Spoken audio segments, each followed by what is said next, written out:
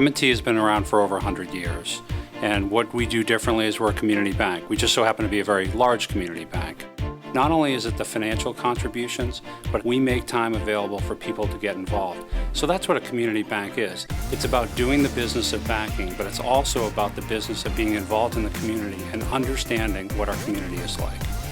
I think the reason that this event is so important is that it brings a variety of different people together. It puts them all in one room and allows them to interact and network in a way that leads to deeper relationships. And what you walk away with at the end of the evening is a sense of better connection to those organizations in the community. Relationships are established, commitments are made, and more business is done. And the Business Review really leads that effort to bring people together so that we deepen these relationships in our community.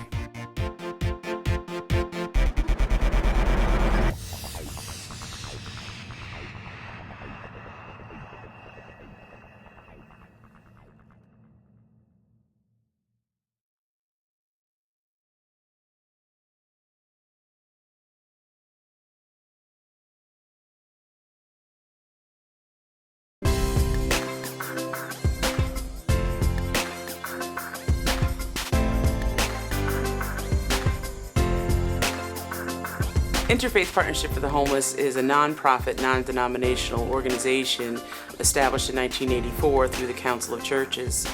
Interfaith is more than a homeless shelter. It serves more than just the image of the homeless person that you have in your head living on the street. It serves families, it serves individuals, it serves everybody at any capacity at any point in their life.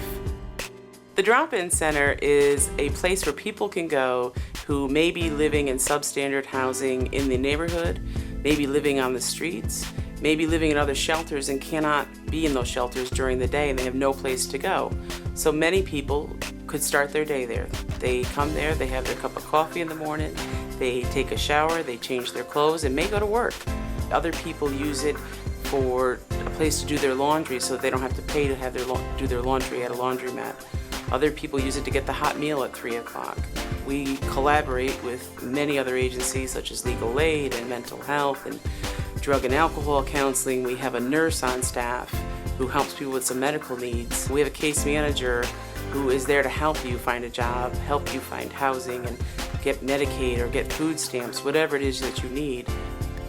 So it started serving 40 people a day, and we see a high of 115 people a day now. The people that work here are hard-working people, and they have love in their heart, and they treat you with respect. It is a valuable, valuable part of this agency because it serves so many people for so many different reasons. You cannot address your medical issues, your mental health issues, your lack of a job, your instability without a roof over your head and a place to call home.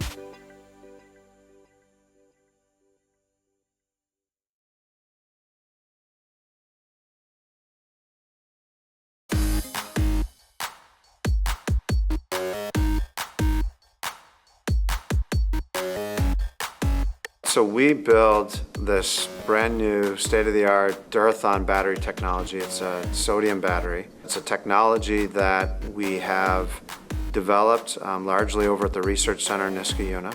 And so the team here is in the process of taking that technology and commercializing it. The cycle life on this battery is anywhere from 5 to 10 times longer or better than conventional technology, depending on what exactly you're comparing it to. The other big advantage is that it's temperature agnostic.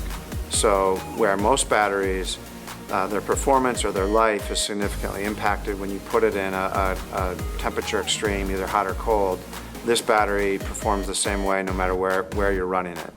And the third big difference is it's very energy dense. So the amount of energy that you can get in a certain volume of our battery is much higher than what you would be able to accomplish with existing technology. So we're focused on, at launch, 2 markets where most of our energy is being devoted to. The first is the telecom market. So we're putting batteries into cell towers. There are about 4 million of them around the world, providing reliable backup power. And the second application is batteries that are in one application or another supporting the electrical grid. People sometimes sort of shake their head when I refer to us as a startup. We are part of a great company. With that, you have, a very strong brand name and a stable source of funding, which those are not small things in the startup world. But if you strip those away, we deal with all the same challenges that any other startup faces. So we can pull from what GE knows how to do really well, but we definitely are kind of learning some new lessons, building some new muscles within GE in terms of starting something from scratch.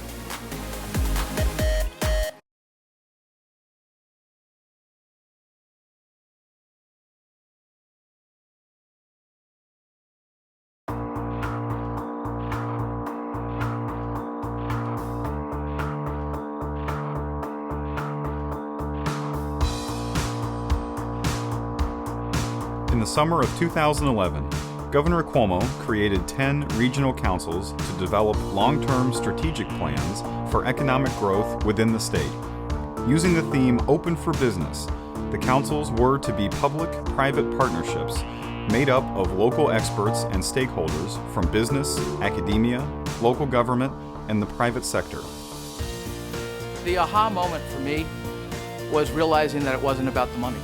It was about the collaborative consensus building to create a plan, a strategy to take our region forward, to create jobs and enhance our economic development. The council had 100 days to submit a 5-year strategic plan. The goal was to create regional plans that would be comprehensive, sustainable, and create jobs. I think it lays out strategies for launching and nurturing new businesses, to enhance existing enterprises, and to attract talent and new businesses from outside the region. Additionally, the council's goal was to help the region move away from its fractured economic development approach and come together around a unified vision for what the region needs to grow and prosper into the future. It's a different way of doing economic development. In the past, economic development has pretty much been politically driven from the top down. We can be so much more powerful if we have that dialogue.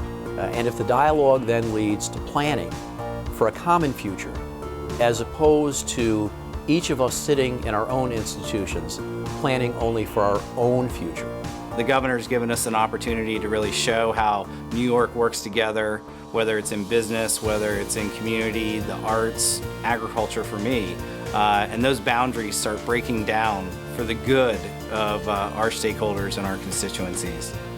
The Capital Region Council, initially headed by co-chairs Michael Castellana, President and CEO of CEFCU, and Dr. Shirley Ann Jackson, President of Rensselaer Polytechnic Institute, consists of some of the best and brightest leaders in our region.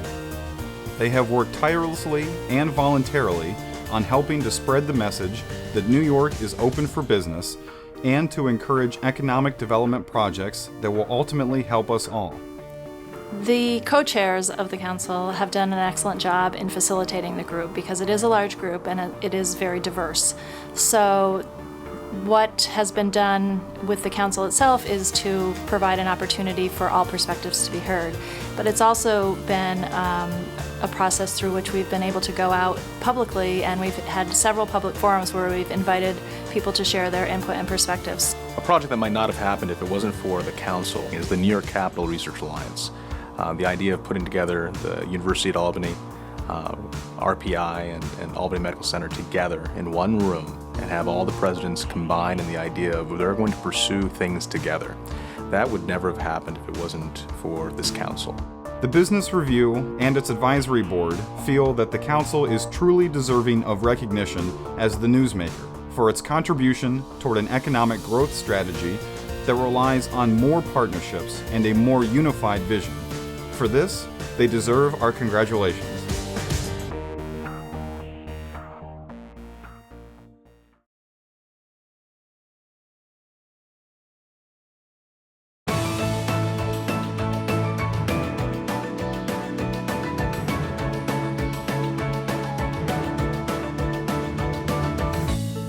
AngioDynamics is a medical device company that makes devices that help deliver oncology drugs, help patients and doctors with a multitude of procedures in the intervention suite.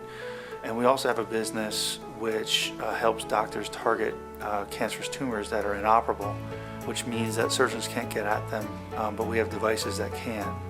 We've recently received FDA approval for a product called BioFlow, which is a catheter that many clinicians would use to place drug therapy into patients over a long period of time.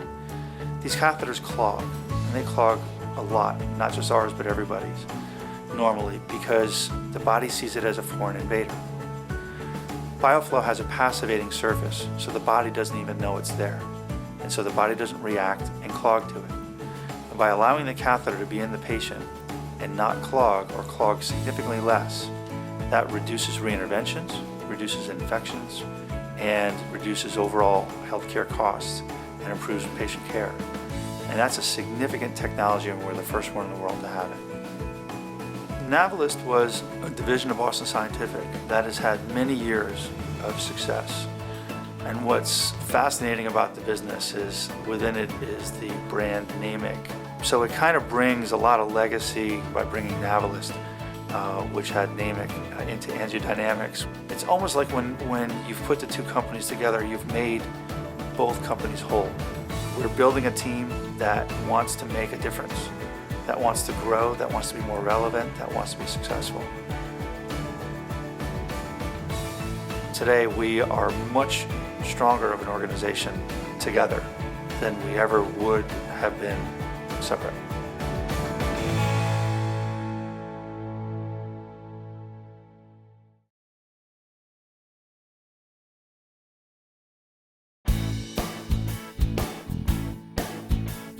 One of my colleagues in Schenectady said just a few weeks back, sometimes your mission has to outstrip your margin, has to outstrip your budget.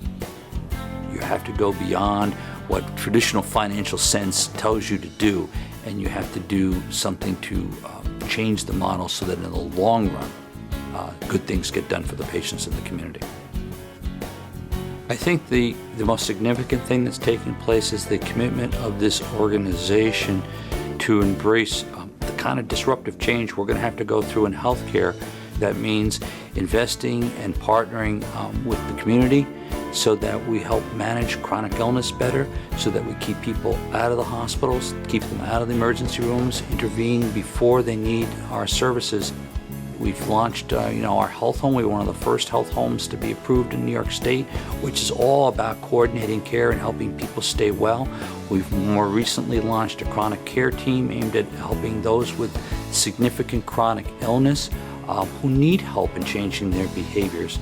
We continue to work with our physicians and with insurance companies on ways in which we can reduce the consumption of healthcare resources. It's a daunting challenge because at the same time you're doing this, you know that you are effectively cannibalizing the institution. You're spending the institution's resources to do the absolutely right thing, but in the process, you're really disrupting the downstream revenue that the institution needs to survive at its current level. So the only conclusion is we need to shrink. We need to get smaller, and if we're successful, the community will be healthier. The hospital may be smaller, but it will be more stable, and that is really the right thing for the community and for the patients.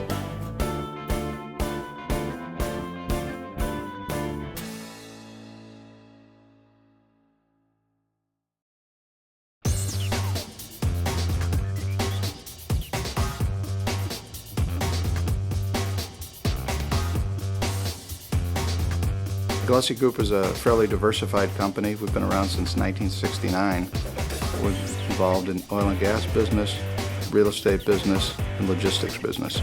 We have been in the past in the telecommunications side. Our corporation's headquartered here in the warehouse in Rotterdam, New York. Schenectady bottomed out about 10 years ago, And we saw that as an opportunity to work with and the economic development people. Metroplex, for instance, had some of the components. You had a good corporate environment in Schenectady, whether it's on the GE side, Golub side, MVP side. You have a lot of private sector interest in making the city a little bit better and restoring it to some of its grandeur back in the early and mid 1900s. When you have investments, they sort of compound and complement each other. So now we own the entire block from Broadway all the way through J. Where do you have a building that all of a sudden has a CVS, a community college, a YMCA, office space, just recently announced a new restaurant going in. So it's really a mixed-use development. We sort of tackle things that require a lot of creativity, but it requires good people. And it's not me. I'm a little bit of the face of the organization, but we've got a great team of people. I mean, we're strong in finance, we're strong in tax, we're strong in property management, and strong in legal. If you look at the team we have here, people have been here 25 plus years. I mean, so it's people don't leave. We've assembled a great team, and it's everybody has their component of a project, because it's not just thinking of the project, but it's orchestrating. The nice part about the community side is that you can make a difference here, whether it's in Albany, Green Island, Rotterdam, Schenectady, Saratoga. Guess what? Those projects create tax base. Those projects make a difference. Those projects add to the quality of life.